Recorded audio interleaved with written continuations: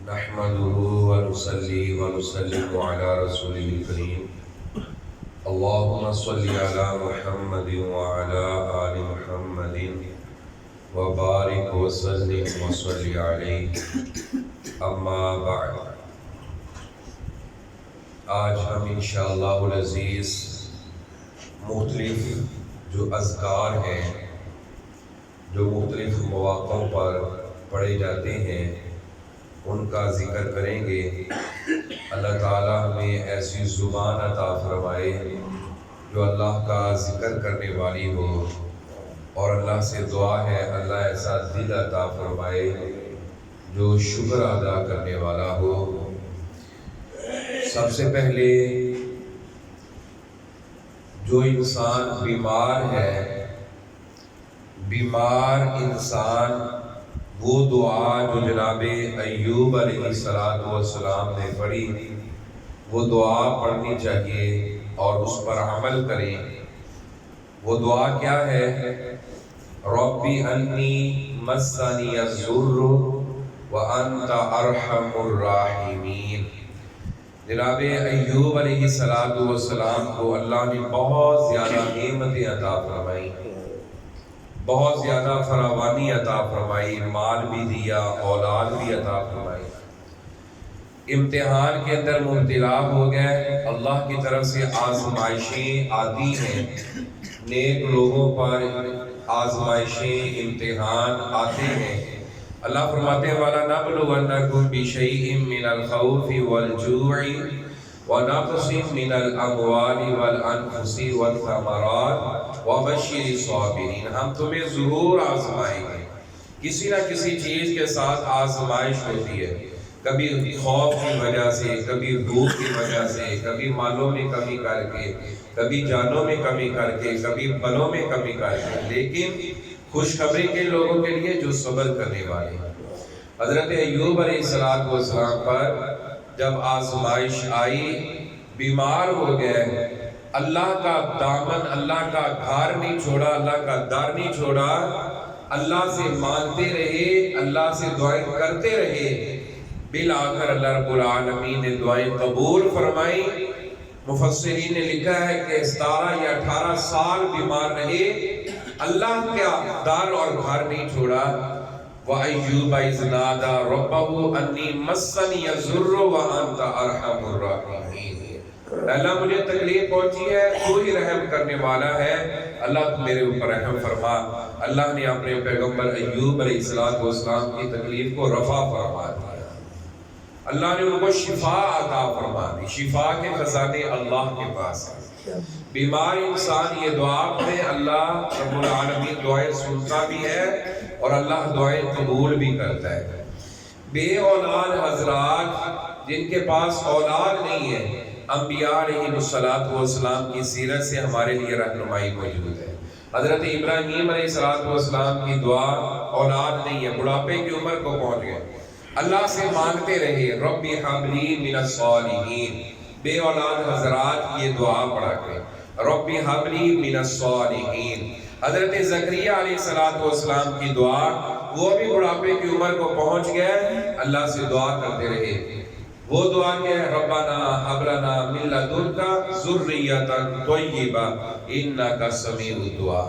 اے ہمارے رب ہمیں اپنی جناب سے نیک بیٹا عطا فرما، تو دعائیں سننے والا ہے۔ اللہ نے جناب ابراہیم علیہ السلام کو بھی بیٹا عطا فرمایا بلکہ اولاد عطا فرمائی، اور جناب زکریا علیہ السلام کی دعائیں بھی اللہ نے قبول فرمائی۔ وہ کہتے ہیں کہ اللہ نے گھر وچ دیر ہو سکتی ہے، ہنیر نہیں۔ اللہ دے گا، دیتا ہے، اللہ کا گھر نہ چھوڑو، اللہ کا در نہ چھوڑو، اس کے دروازے پہ آؤ، مانگتے رہو۔ مانگنا تمہارا کام ہے، عطا کرنا عرش والے کا کام ہے۔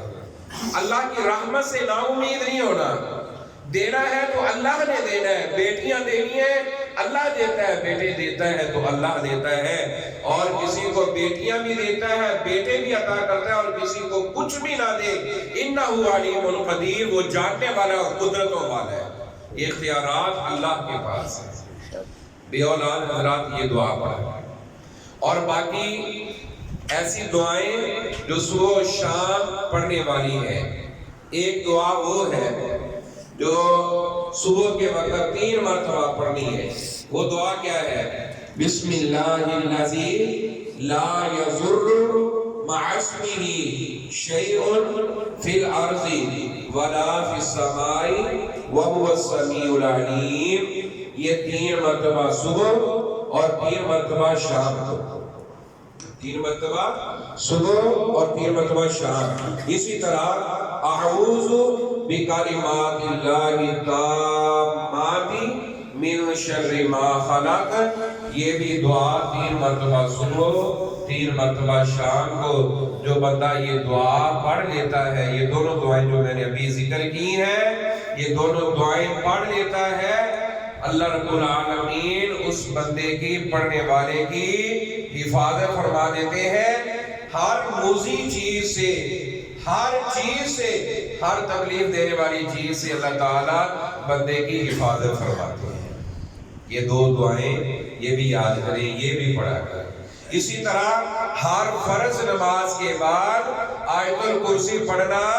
جو بندہ آیت الکرسی پڑھتا ہے اس کی اور اس کی جنت کے درمیان صرف موت ہی حائل ہے. اسی طرح رات کو سوتے ہوئے آیت الکرسی کی تلاوت کیا کرو. سورۃ البقرہ کی آخری 2 آیات کی اور معوذتین، قرآن مجید کی آخری 2 سورتیں قل اعوذ برب الفلق، قل اعوذ برب الناس پڑھ کر سویا کرو. اللہ پڑھنے والے کی پوری رات حفاظت فرماتا ہے، اس گھر کی حفاظت فرماتا ہے. اور اسی طرح ایک دعا ہے جو بندہ اپنی ہر ضرورت کو پورا کروانا چاہتا ہے اللہ سے، اور بہت سارے فائدے ہیں غم کے لیے، پریشانی کے لیے، مصیبت دور کرنے کے لیے. جو بندہ صبح و شام 7 مرتبہ یہ دعا پڑھتا ہے، حسبی اللہ لا الہ الا هو علیہ توکلت وهو رب العرش العظیم. صبح و شام 7 مرتبہ جو بندہ یہ دعا پڑھتا ہے، اللہ تعالیٰ اس بندے کے لیے کافی ہو جاتے ہیں. اللہ اس بندے کے لیے کافی ہو جاتے ہیں. اسی طرح کوئی بندہ مصیبت میں پھنس گیا، کوئی ناجائز مقدمہ ہے، کوئی پریشانی ہے، کوئی غم ہے، جناب یونس علیہ السلام والی دعا لا الہ الا انت سبحانک انی کنت من الظالمین. یہ دعا پڑھے، اللہ فرماتے ہیں ہم نے اپنے پیغمبر کی دعا کو قبول فرمایا اور ان کو نجات عطا فرمائی غم سے. وَكَذَلِكَ نُنْجِي الْمُؤْمِنِينَ، اسی طرح ہم مومنوں کو بھی نجات عطا کرتے ہیں. اور ایک اور دعا ایک ہے، وظیفہ ایک ہے، فضائل بہت زیادہ ہے، لیکن میں اس کو مختصر کروں. ایک دعا صبح و شام 3 مرتبہ پڑھ لینے سے اس کا فائدہ کیا ہے؟ وہ دعا پہلے سن لیں. دعا کیا ہے؟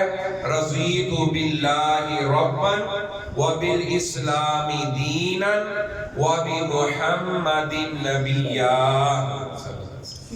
وبمحمد رسولہ بھی پڑھ سکتے، وبمحمد نبیہ بھی پڑھ سکتے ہیں. اگر تینوں کو الگ الگ پڑھنا ہے، رضیت باللہ ربا یہاں وقف کر لیں، وبالاسلام دینا وبمحمد نبیہ.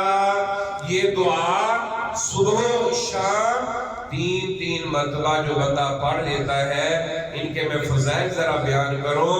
وقت بہت درکار ہے لیکن میں مختصر یہ بیان کرنا چاہتا ہوں. اللہ کے نبی صلی اللہ علیہ وسلم نے فرمایا جو بندہ یہ دعائیں پڑھتا ہے، یہ دعا صبح و شام 3 مرتبہ، وہ بندہ اللہ کی جنت میں واجب، حتی واجبت لہ الجنہ، اس کے لیے جنت واجب کر دی جاتی ہے. اور ایک اور فضیلت ہے، جو بندہ اذان سن کر یہ دعا پڑھتا ہے، درود پاک پڑھی، باقی دعا پڑھی، اور اس کے ساتھ یہ دعا کے الفاظ جو پڑھتا ہے، اللہ کے نبی صلی اللہ علیہ وسلم نے فرمایا اس پر جنت واجب ہو جاتی ہے۔ اور ایک اور فضیلت یہ ہے، نبی اکرم صلی اللہ علیہ وسلم نے فرمایا جو بندہ یہ دعا پڑھتا ہے لَآخُذَنَّ بِيَدِهِ، میں محمد صلی اللہ علیہ وسلم اس بندے کا ہاتھ پکڑوں گا حتیٰ یہاں تک کہ اس بندے کو میں اللہ کی جنت میں پہنچا دوں، یعنی میں ہاتھ پکڑ کر اس بندے کو اللہ کی جنت تک لے جاؤں گا۔ یہ دعا پڑھنے والے کی اتنی فضیلت ہے۔